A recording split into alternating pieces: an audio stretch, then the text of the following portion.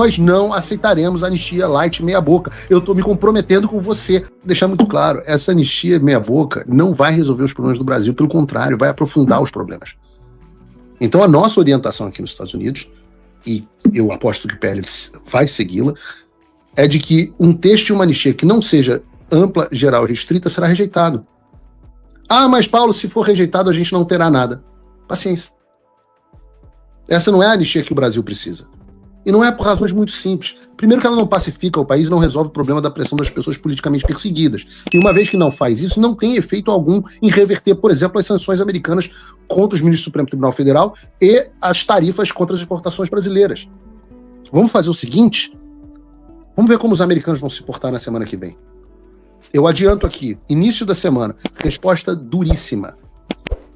Como nós veremos ainda hoje, eles estão acompanhando os avanços legislativos e a situação política do Brasil e não ficarão satisfeitos com uma anistia meia boca. Hoje, ao telefone, conversei longamente com eles e eles estão sabendo os detalhes do que vem acontecendo. E a posição é: os Estados Unidos continuarão lidando com o Brasil com o grau de liberdade que o país der aos seus cidadãos.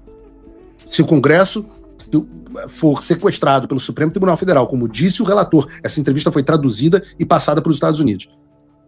Se isso que ele está dizendo, que o Supremo Tribunal Federal sequestrou o relator, nós continuaremos aumentando a pressão. Ai, mas, Paulo, está tudo combinado. O Mota fez isso de jogo de cena. Eu falo, pô, mas não bastou? Ontem era o Mota ia votar anistia para perder. Aí passa com 311 votos, muda. Não. Agora o combinado é outro. Meu filho, você não entende como funciona o Congresso, não tem esse negócio de combinado. Aquilo lá são um monte de interesses, existe um processo de convencimento, existe medo, existe um monte de coisa em jogo, existe a sua pressão. Não funciona dessa forma. Parem de acreditar nessas pessoas. Eu já falei isso milhões de vezes. O Centrão abastece a imprensa com o que a imprensa quer ouvir, a imprensa utiliza o que o Centrão diz para ficar, ai meu Deus, não vai acontecer. Não se preocupem, Paulinho da Força pode falar o que ele quiser, mas quem decide essas coisas não é o relator. O relator não é um super-homem que decide unilateralmente qual vai ser o texto votado. Muito pelo contrário, quem decide é a maioria. Há uma série de instrumentos regimentais para você aprovar anistia ampla, geral e restrita, mesmo que o Paulinho da Força não queira. Inclusive a possibilidade de trocar o relator. Por isso que eu estou dizendo, não se dê por derrotado. Parte do sucesso vai depender da pressão e da cobrança que você fizer ao seu deputado. E essa pressão tem que ser feita. Eu já disse, sem o PL, fiquem tranquilos, sem o PL na jogada, nenhum texto é aprovado. Então, se eles quiserem escantear a direita para propor uma anistia light deles, também não vai dar certo. Vamos ter aí, ele está falando de mais 2 semanas, eu acho que mais 3 ou 4 de discussão. Eu volto a dizer, o Centrão abastece a imprensa do que ela quer ouvir e, no final das contas, ele acaba fazendo o contrário do que diz para a imprensa. 2, 3 semanas atrás, não era possível que a anistia fosse votada. Aí essa semana já virou, não, vai ser votada a urgência, mas já está combinado que vai perder. Agora já está combinado que vai ser votado, mas vai ser uma anistia light. E as pessoas, os analistas da internet, ficam lendo a imprensa, se informando pela imprensa. Eu não me informo pela imprensa. Eu falo com 10, 15 deputados todos os dias da minha vida. Deputado de centro, deputado de direita, falo com o governador, deputado de centro, deputado de direita. A imprensa, o que a imprensa quer? A imprensa quer te derrotar. Ela quer dizer que não tem chance de aprovar a anistia. E tem gente da direita comprando isso. Porque ela sabe que se ela conquistar a sua mente e o seu coração, você já está derrotado. Ela também dizia que não tinha chance de acontecer a sanção dos Estados Unidos. A imprensa agora diz que as sanções não têm efeito. E a gente está vendo os efeitos. A gente viu os efeitos na mudança do posicionamento do STF. A gente viu os efeitos agora na mudança de posicionamento do Congresso. Não, mas nada vai adiantar. Não tem chance de aprovar a anistia. A anistia agora não vai passar. Não, mas se passar. Não, se passar não vai ser ampla, geral e restrita. E não vai liberar o Bolsonaro. Não, mas se liberar o Bolsonaro, aí não vai passar no Senado, o Alcolumbre vai barrar. Não, mas se passar no Senado, não. Se passar no Senado, o Lula veta. Ah, não, e se o Lula vetar, vão derrubar o veto? Não, mas se derrubar o veto, vão derrubar no STF. Ou seja, eles querem. O trabalho deles é criar conjecturas mentirosas para fazer você desistir. E tem gente comprando essa porcaria. Bando de broxa! Enquanto isso, nós aqui, o que a gente vai fazer? Vamos trabalhar ponto a ponto. Primeiro, resolvemos o problema de pautar na Câmara. Algo pelo qual, volto a dizer, nós estamos lutando há 2 anos.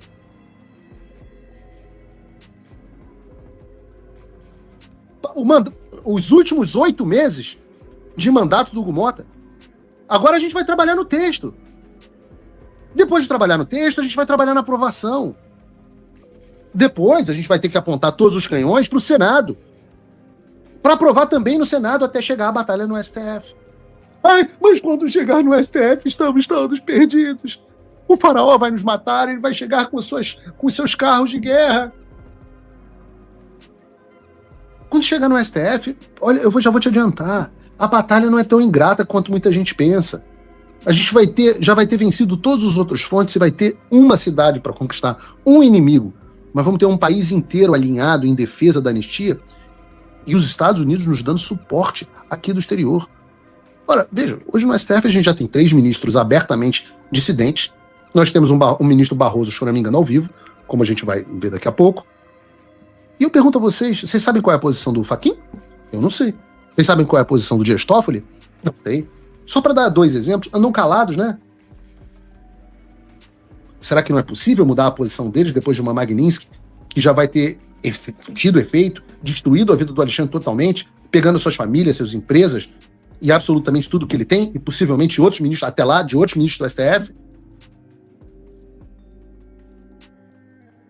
Eu repito, eu falo isso todos os dias. Nós não podemos nos esquecer que nós temos o único aliado que importa, que é o Senhor dos Exércitos. Nós temos a providência, e eu tenho fé nisso. Eu tenho fé que eu vou fazer o que é certo, eu vou buscar o reino dos céus, e todas as demais coisas me serão acrescentadas. E no fundo é isso, as pessoas têm um problema de fé. Façam a parte de vocês e deixem que Deus se encarregue do restante, mas faça tudo o que você puder. Tudo o que você puder. Esquece as notícias, esquece os acordos de bastidores. Isso acontece o tempo inteiro. É claro que há acordos de bastidores. Não há um, há 30 acordos diferentes de bastidores que mudam o tempo inteiro de acordo com a conveniência do momento. Então é claro que a gente tem que estar vigilante. Mas esperem o melhor. E tão somente estejam preparados para o pior. Quem só espera o pior nunca ousa. E quem não ousa não vence, porque já foi derrotado dentro da própria mente e do coração. E eu sou um vencedor, eu venci em tudo que eu fiz na minha vida. E eu não entrei nessa briga para perder. Eu vou vencer, você vai vencer. O primeiro mais importante, que é o assunto de hoje, é que a maior barreira que nós enfrentamos até agora foi derrubada. O problema real era a discricionalidade que o regimento interno atribui ao presidente da Câmara. Se o Mota não quisesse botar em votação, realmente não colocaria. E o que nós poderíamos fazer era derrubar o Mota. Seria um trabalho enorme, uma etapa anterior. O problema todo era se a urgência seria ou não votada. Eu digo há pelo menos 8 meses, mas na verdade há 2 anos desde o Arthur Lira. Então, graças à pressão dos Estados Unidos, mas também as ruas, que tornaram a situação insuportável, a ponto de 2 meses atrás, vocês não sabem, mas eu sei, 1 mês e pouco atrás, o Alexandre de Moraes ter recebido um emissário do Congresso dentro da sua sala para dizer a ele: o presidente Hugo Mota não vai mais conseguir segurar. Eu estou aqui para lhe dizer que o presidente Hugo Mota não vai mais conseguir segurar. É claro que você não sabe disso. Há muitas coisas que as pessoas não sabem. Há muitas coisas que as pessoas não sabem, mas querem pagar de que sabem todos os acordos que estão acontecendo nos bastidores, porque leram na Globo News, na André Sadia, ouviram um cara falando. Mesmo na Câmara, tem um monte de deputado perdido. E o que dá para dizer é que o problema de ontem foi resolvido. Comemorem, celebrem. A parte do Hugo Mota ele fez. Agora cabe a nós defendermos a nossa posição da anistia ampla, geral e restrita. Nós não aceitaremos anistia light meia boca. Eu estou me comprometendo com você a não retroceder. Não parar, não precipitar e não retroceder. O tabuleiro político tremeu. Em decisão histórica, o ministro Luiz Fux teria concedido anistia a Jair Bolsonaro, abrindo caminho para encerrar a maratona de processos e perseguições judiciais contra o ex-presidente carece de fonte. O gesto soa como um soco na mesa contra os abusos do sistema que vinha sendo usado como arma política. Do outro lado, Alexandre de Moraes aparece como o grande derrotado. O xerife do STF, que se alimentava de inquéritos sem fim, agora estaria diante de um divisor de águas. A justiça freando o ímpeto autoritário que sufocava a democracia. Controverso. Fontes já falam em desespero nos bastidores do Supremo. Esse movimento pode mudar tudo. É a prova de que a pressão popular ecoa nos corredores do poder e que a verdade insiste em prevalecer. O Brasil assiste a um capítulo que pode virar a chave da perseguição para a libertação. O que você acha? É o início do fim da caça política? Comente, compartilhe e espalhe esta notícia. A luta continua e a resistência não pode se calar. Amigos patriotas, atenção total agora. O que eu vou revelar hoje é daqueles acontecimentos que fazem a gente sentir vergonha e indignação ao mesmo tempo. Imagine só, um governo brasileiro, liderado pelo Lula e cercado de ministros petistas, sendo tratado em Nova York como criminosos internacionais, como se fossem cúmplices de ditaduras sanguinárias e violadores de direitos humanos. Isso não é invenção, isso não é exagero. É a realidade escancarada diante do mundo inteiro.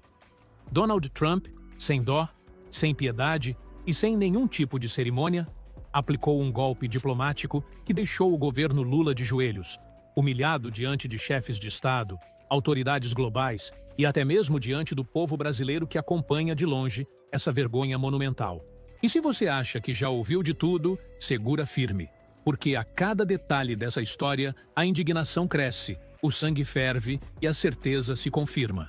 O Brasil está sendo ridicularizado internacionalmente e os culpados têm nome e sobrenome. Antes de eu te contar cada detalhe dessa bomba, já aproveita e se inscreve aqui no canal, deixa o seu like e compartilha esse vídeo. É assim que a gente fura a bolha da mídia tradicional e mostra a verdade que eles querem esconder. Então, aperta o botão agora mesmo e vem comigo nessa luta pela liberdade. Donald Trump não apenas segurou o visto dos ministros petistas até o último instante, como ainda colocou uma marca de humilhação neles, algo que ficará para sempre registrado na história diplomática. Alexandre Padilha, aquele mesmo que criou o programa Mais Médicos para financiar a ditadura cubana, recebeu um visto cheio de restrições, como se fosse um criminoso vigiado 24 horas por dia. Não estamos falando de um cidadão comum. Estamos falando de um ministro de Estado sendo tratado como persona non grata, como alguém indesejado, proibido de circular livremente nos Estados Unidos. Para o público internacional, isso equivale a uma sentença. Vocês apoiaram regimes sanguinários e, por isso, não são bem-vindos aqui. A imagem do Brasil, que já vinha arranhada, afundou de vez. E o pior é que Lula e seus aliados tentam fingir que nada aconteceu, como se fosse normal ter um ministro limitado a 5 quarteirões de hotel, sem direito a andar pela cidade, sem direito a viver a liberdade que qualquer turista comum desfruta nos Estados Unidos. Isso, meus amigos, é mais do que uma restrição. É um carimbo de vergonha estampado na testa do governo Lula diante do mundo inteiro. Agora imagine a cena, patriota. O ministro da Saúde do Brasil, Alexandre Padilha, em plena Assembleia Geral da ONU, cercado de convites para eventos paralelos, reuniões de alto nível, encontros com autoridades de diferentes países. E ele sendo obrigado a dizer "não posso ir", "não estou autorizado a sair da área delimitada pelos americanos". Isso não é apenas uma restrição diplomática, é uma humilhação pública. É um tapa na cara de todo um governo que se diz democrático, mas que carrega nas costas a mancha de apoiar regimes ditatoriais como Cuba. E, para piorar, essa situação não aconteceu em silêncio. Todos os presentes em Nova York souberam das limitações impostas. Todos viram que o Brasil foi colocado na mesma categoria de países, como Irã, Venezuela e Coreia do Norte. Gente, é como se o Lula tivesse carimbado o passaporte do Brasil com a palavra vergonha.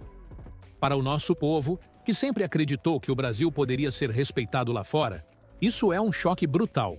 Mas para os petistas, parece apenas mais um detalhe, mais uma vergonha jogada para debaixo do tapete, enquanto o povo paga o preço da humilhação internacional. E não pense você que essa restrição foi um simples detalhe burocrático. O tipo de visto concedido a Padilha é o mesmo que, historicamente, os Estados Unidos reservam para ditadores, sanguinários e chefes de regimes sancionados. É o visto da vergonha, aquele que já foi aplicado a figuras como Fidel Castro e Hugo Chávez, homens que o mundo inteiro reconhece como símbolos de opressão. E agora, vejam só, o ministro de Lula entra para essa lista ilustre.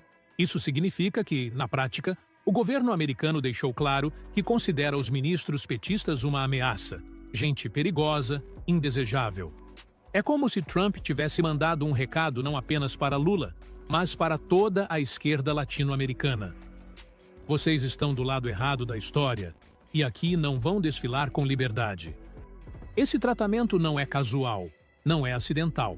É uma estratégia para expor o ridículo de um governo que defende ditaduras e depois chora quando recebe de volta a resposta da comunidade internacional.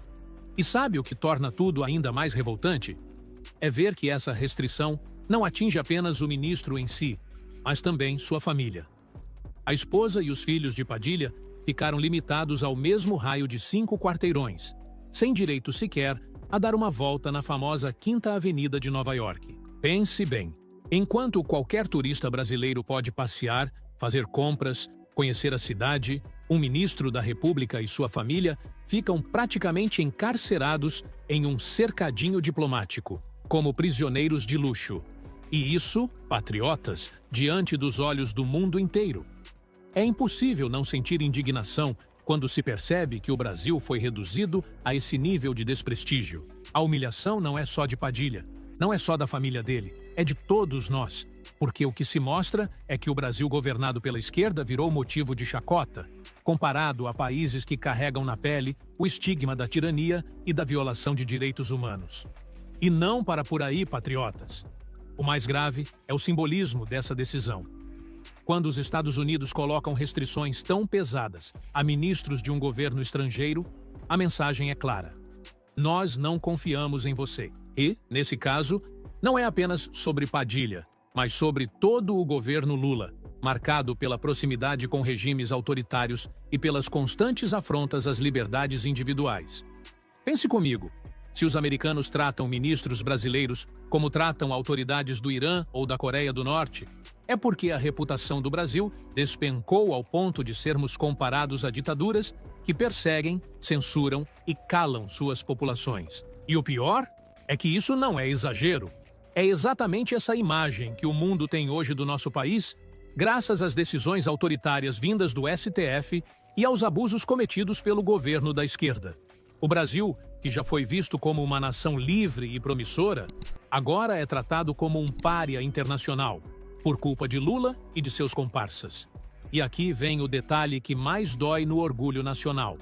Enquanto Padilha tentava disfarçar o constrangimento, Trump não moveu um único músculo de compaixão. O presidente americano deixou claro que não iria ceder, que não iria dar tratamento privilegiado a quem apoia regimes que esmagam seus povos. Padilha até conseguiu o visto, mas com aquela marca vermelha de vergonha que ficará para sempre registrada. E pense no vexame. Em cada reunião, em cada corredor da ONU, todos já sabiam que o ministro brasileiro estava sob vigilância, que não tinha liberdade para andar pela cidade como qualquer outra autoridade. É como se o Brasil tivesse ido à ONU com um crachá de advertência pendurado no pescoço. Essa é a diplomacia do governo Lula. Implorar por reconhecimento e receber humilhação. O contraste é gritante. De um lado, Trump mostrando força, impondo limites. Do outro, Lula e seus ministros encolhidos, tentando esconder a vergonha que o mundo inteiro já viu. E, meus amigos, se você achou que o vexame parava em Padilha, se enganou feio. A lista da humilhação cresceu. Outro nome que não poderia faltar nesse teatro do ridículo é o de Ricardo Lewandowski, atual ministro da Justiça de Lula e ex-ministro do STF, aquele que sempre posava de autoridade intocável. Pois bem, até ele recebeu do governo Trump um visto com restrições severas. Imaginem só, o homem que já foi um dos mais poderosos do judiciário brasileiro, agora tratado em Nova York como alguém perigoso, alguém que não merece confiança. O recado não poderia ser mais claro. A injustiça praticada por essa turma no Brasil é conhecida e condenada lá fora. Lewandowski, que já mandou e desmandou no STF, agora é forçado a engolir a realidade de que, para os Estados Unidos, ele representa não a justiça, mas a injustiça brasileira. É como se o nome do ministério tivesse mudado oficialmente. Ministério da Injustiça. Que rebaixamento histórico! E não para por aí, patriotas. Além de Padilha e Lewandowski, até Fernando Haddad, o poderoso ministro da Fazenda, também entrou nessa lista de constrangimentos internacionais. O homem que deveria cuidar da economia brasileira, que já está em frangalhos, agora carrega no passaporte o selo da desconfiança americana. Haddad conseguiu autorização para entrar nos Estados Unidos, mas apenas para compromissos oficiais, sem qualquer liberdade além disso. Ou seja, para Trump e para a diplomacia americana, os ministros de Lula não passam de figuras manchadas, limitadas e controladas. E pense comigo, se até a Fazenda e a Justiça, duas pastas de primeira linha, estão sendo tratadas dessa maneira, que moral sobra para o governo brasileiro diante do resto do mundo? Absolutamente nenhuma. O que se vê é um Brasil rebaixado ao patamar das ditaduras mais sujas do planeta, onde seus representantes oficiais já não conseguem sequer atravessar a rua sem permissão. E aqui está a grande ironia da história. Lula, que sempre quis posar como líder global, defensor da democracia e porta-voz dos povos oprimidos, agora é o chefe de um governo que entra na ONU carregando correntes invisíveis. Ele discursou em Nova York tentando passar a imagem de estadista, mas os bastidores mostravam outra coisa. Seus ministros eram monitorados, controlados, vigiados como delinquentes. Para a comunidade internacional, a mensagem foi clara. O Brasil se alinhou tanto a regimes autoritários que acabou recebendo o mesmo tratamento reservado a ditadores e cúmplices de crimes contra a liberdade. E o mais doloroso é saber que essa humilhação não recai apenas sobre Lula, Padilha ou Lewandowski, mas sobre cada brasileiro que vê sua pátria sendo jogada no mesmo saco de países párias. Enquanto Trump reafirmava a força e a autoridade dos Estados Unidos, Lula exibia ao mundo o retrato de um governo fraco, envergonhado e sem qualquer prestígio real. E não se engane, essa não foi apenas uma jogada burocrática dos Estados Unidos. Foi uma estratégia pensada para expor o Lula e seus ministros diante do planeta inteiro. Trump sabia que, ao impor essas restrições, iria transformar cada passo de Padilha, Lewandowski e Haddad em um espetáculo de humilhação pública. Era como se dissesse: vocês podem até discursar na ONU, mas aqui vocês não têm liberdade. Aqui vocês são vigiados. Aqui vocês não passam de representantes de um governo manchado por abusos e injustiças. E o impacto disso foi imediato. Autoridades estrangeiras cochichando, jornalistas internacionais registrando cada detalhe e a imagem do Brasil afundando cada vez mais no descrédito. Enquanto em outros tempos, o nosso país era visto como uma nação livre e promissora, hoje é associado à censura, à perseguição e ao autoritarismo. Esse, meus amigos, é o legado que o governo Lula está deixando para o mundo ver. O Brasil como motivo de piada e vergonha internacional. E, patriotas, pensem no impacto disso para o brasileiro comum que ainda acredita na narrativa da esquerda. Enquanto a mídia tenta esconder o vexame, a verdade é que, lá fora, ninguém compra esse discurso bonito de democracia petista. Os fatos falam mais alto. Ministros sendo tratados como cúmplices de violações, autoridades limitadas a circular como prisioneiros de luxo, o Brasil sendo equiparado a ditaduras que envergonham o planeta. Isso não é apenas uma derrota diplomática. É uma sentença de descrédito. É como se o mundo dissesse em uníssono: o Brasil perdeu sua honra, porque seus líderes escolheram se alinhar com o que há de pior. E essa é a parte mais dolorosa. Enquanto o povo trabalhador paga impostos altíssimos, sofre com inflação, violência e falta de liberdade, Lula e seus ministros ainda ousam sorrir nas câmeras, fingindo que estão sendo respeitados lá fora. Mas a verdade é que, por trás das cortinas, eles são ridicularizados e monitorados como criminosos em liberdade condicional. E aqui está a cereja do bolo, patriotas. O governo Lula, que tanto fala em respeito internacional, agora integra oficialmente o Clube da Vergonha Diplomática. Padilha, Lewandowski e Haddad foram colocados lado a lado com figuras e regimes que ninguém gostaria de ser comparado. Imagine a cena. Enquanto ministros de outros países circulam livremente, participam de eventos, fazem contatos e fortalecem suas nações, os representantes do Brasil são obrigados a justificar suas ausências, inventar desculpas, esconder a verdade. E a verdade é simples. Eles foram punidos, enquadrados e expostos pelo governo americano. Isso equivale a uma condenação moral diante do planeta. E você acha que isso vai acabar aqui? Não. Essa mancha vai acompanhar o Brasil durante todo o mandato de Lula, porque cada vez que esses nomes forem citados, virá junto a lembrança da humilhação em Nova York. Esse é o preço de flertar com ditaduras e atacar a liberdade. Ser tratado como inimigo da democracia no cenário internacional. E por fim, meus amigos, a lição que fica é clara como a luz do dia. O mundo não tolera governos que pisoteiam a liberdade e brincam com a justiça. Lula pode tentar esconder, a mídia pode até maquiar, mas nada vai apagar o fato de que seus ministros foram tratados como criminosos em Nova York. O Brasil foi colocado ao lado de ditaduras que sempre desprezamos, e isso é uma ferida que não cicatriza facilmente. Para nós, patriotas, é a prova de que estávamos certos desde o início. Esse governo não traz prestígio, traz vergonha, não traz liberdade, traz censura, não traz respeito, traz humilhação. E se dentro do Brasil ainda tentam calar as vozes da direita, lá fora a máscara já caiu e o Lula não tem onde se esconder. O recado de Trump ecoa como um trovão. O Brasil, enquanto estiver nas mãos da esquerda, será sempre vigiado, limitado e tratado como cúmplice da tirania. Mas, acredite, essa humilhação também abre caminho para a esperança, porque o povo brasileiro está vendo, está acordando, e a justiça verdadeira, mais cedo ou mais tarde, vai prevalecer. Não passarão!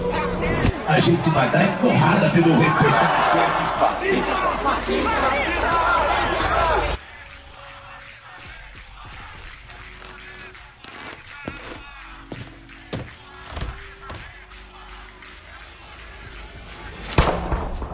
Eles não matam você por ser extremista. Eles chamam você de extremista para poder te matar. A violência começa com a linguagem. As palavras usadas contra conservadores são munição pesada, que muitas vezes sentenciam a sua morte. Ah, porque vocês querem destruir a família? Sim. Queremos. Como fazer para que se torne normal uma pessoa comemorar ou até mesmo matar uma pessoa por conta das suas ideias? Essa é a pergunta que a esquerda fez décadas atrás e achou uma resposta: a desumanização. Não é aceitável, não é mais socialmente, não é mais humanamente aceitável. Não é mais humanamente aceitável a gente concordar que alguém pode, hoje, apoiar o Bolsonaro e ter bom caráter. Não tem. Alguém que gosta do Bolsonaro hoje não tem nada a ver com política. Tem nada a ver, é uma pessoa sem caráter, é uma pessoa sem o mínimo escrúpulo, sem decência, sem humanidade. O objetivo? Fazer com que um grupo de pessoas se esqueça de que outros grupos de pessoas são humanos. No último dia 10 de setembro de 2025, o influenciador Charlie Kirk foi baleado dentro de uma universidade, na frente de centenas de jovens, mulheres, idosos, crianças, inclusive na frente de sua esposa e sua filha, que correu em sua direção, assustada, quando ouviu o barulho do tiro, imaginando que poderia ser protegida pelo pai, que tombava por um tiro tomado no pescoço. Os estudantes que estavam lá fazem rodas e começam a orar. Logo depois vem a notícia. To my great fellow Americans, I am filled with grief and anger at the heinous assassination of Charlie Kirk on a college campus in Utah. Charlie Kirk está morto. Até mesmo seus oponentes de debate se comovem com a morte. Afinal, a discordância não deve ser motivo para comemorar a morte de ninguém. Por outro lado, em minutos, milhares de vídeos comemorando a morte do rapaz. Mataram Charlie Kirk. Ai, coitado, tomou um tiro, não sei se na cara. Tem duas filhas pequenas. Que bom para as filhas dele, né? Que bom para as filhas dele. Que vão crescer sem a presença do sujeito repugnante, canalha, racista. A esquerda rapidamente tentou classificar o atirador como um extremista de direita. falso. O que se sabe realmente até agora, era o único de esquerda na sua família, e além de romper com ela, foi morar com uma companheira trans. A real é que Charlie defendia valores conservadores como família e liberdade de expressão. Isso foi o suficiente para que ele fosse rotulado de extrema direita, mesmo sem nunca ter ameaçado ou praticado violência contra ninguém em momento algum de sua vida. Repito, ele nunca praticou qualquer ato de violência contra quem quer que seja. Ele era conhecido mundialmente exatamente pelo oposto, o diálogo. Rodava universidades, debatendo, discutindo e ensinando aos estudantes os mais diversos assuntos, respondendo sempre de forma aberta e sincera, apresentando de forma respeitosa e muitas vezes até amável os seus pontos de vista. Extremista, fascista, racista. Era assim que a grande mídia e os esquerdistas em geral o rotulavam. As justificativas, ele defendia coisas absurdas. E por isso ele merecia morrer. Eu mesmo não concordava 100% com Charlie. E mesmo que você acredite que ele defendia algo absurdo, ele merecia ter sido assassinado por isso. Uma pessoa não deveria ser livre para falar o que quiser, sem que ela mereça tomar um tiro por isso. Porque mesmo o assassino, que atentou contra a vida de um pai, destruiu o futuro de uma família, não foi tratado como extremo ou alguma coisa por absolutamente nenhum veículo da mídia tradicional. Porque, inclusive, não foram taxados de extremistas os inúmeros indivíduos que publicamente comemoraram este ato covarde e revoltante. Vou além, porque alguns dos seus amigos e amigas, talvez até você, ache normal que alguém comemore o assassinato de uma pessoa que apenas publicamente defendia as opiniões que talvez você não concorde. A resposta é simples. Programação mental. A força concentrada da grande mídia, que fica falando a mesma coisa o tempo todo, junto com o controle ideológico nas escolas e universidades e a atuação coordenada dos partidos, cria um ambiente cultural perfeito para eles. Uma verdadeira fábrica de doutrina. Ali, as crianças são doutrinadas desde pequenas, não por acaso, mas por um sistema que diz o que pensar e quem odiar. Acabam virando adultos cheios de rancor, prontos a rotular qualquer um de fascista ou racista, sem nem debater. O resultado é uma sociedade polarizada e infantilizada, onde a educação pública às vezes forma cidadãos críticos, mas militantes raivosos, prontos para o cancelamento em massa. É isso mesmo. Um resultado da programação mental nos colégios, universidades, pela repetida propaganda da grande mídia e pelos partidos de esquerda é esse: a desumanização daqueles que discordam das suas ideias, que assim passam a ser merecedores de violência e até morte, como nos atos terroristas da facada do Bolsonaro, do tiro do Trump ou no assassinato do Charlie Kirk. Ora, se alguém é fascista ou nazista, merece o quê? Mas e você, que não concorda com o assassinato de indivíduos que pensam diferente? Será que está livre dessa programação? Reflita. Será que você realmente repudia com a força necessária esses atos? Será que você se posiciona publicamente contra eles? Será que você tem a coragem de confrontar no debate quem os defende? Se a resposta foi não, você também foi programado. Programado para ser um covarde, para aceitar com normalidade atos abjetos. A esquerda não se limita a discordar do adversário, ela precisa negá-lo enquanto ser humano. E isso não vem de agora. Em 1942, os nazistas desumanizaram os judeus. Transformaram um grupo inteiro em ameaça ou verme. E aí, medidas extremas passam a parecer necessárias e até desejáveis para salvar o país ou a democracia desses monstros. Essa mensagem, repetidas vezes, com imagens, tendo o monopólio dos meios de comunicação, aumentou, e muito, a eficácia dessa estratégia. Jornais publicavam capas com caricaturas e manchetes, normalizando o ódio e reduzindo os judeus a estereótipos. Usaram filmes e cartazes, os mostrando como ladrões, animais, e os culpando por todos os problemas existentes. Mas essa ideia não veio dos nazistas. Em 1917, os comunistas, na Revolução Russa, idealizaram a propaganda em massa para consolidar o apoio e identificar os inimigos de classe. Ao longo dos anos, campanhas intensas que representavam os brancos, proprietários e inimigos da Revolução, como traidores, parasitas ou bandidos. Manipulavam fotografias. Sim, apagavam-se pessoas de fotos oficiais, como se elas nunca tivessem existido. Mas, na verdade, tinham sido assassinadas. Toda a estratégia pode ser resumida em animalização, caricatura, negação da humanidade, repetição massiva nos jornais e a manipulação da história. Porque antes do genocídio físico, é necessário que tenha um genocídio cultural. Isso te lembra algo? O candidato do PSL, Jair Bolsonaro, foi vítima agora há pouco de um atentado enquanto fazia campanha em Juiz de Fora, Minas Gerais. Aquela facada, Fabi, tem uma coisa muito estranha. Tem uma coisa muito estranha. Uma facada que não aparece sangue em nenhum momento. O ex-presidente dos Estados Unidos, Donald Trump, escapa por pouco de um atentado a tiros. E o pré-candidato à presidência da Colômbia, Miguel Uribe, morreu hoje aos 39 anos. O político da oposição foi atingido por 3 tiros. Essa gente que renasceu no neofascismo tem que ser extirpada.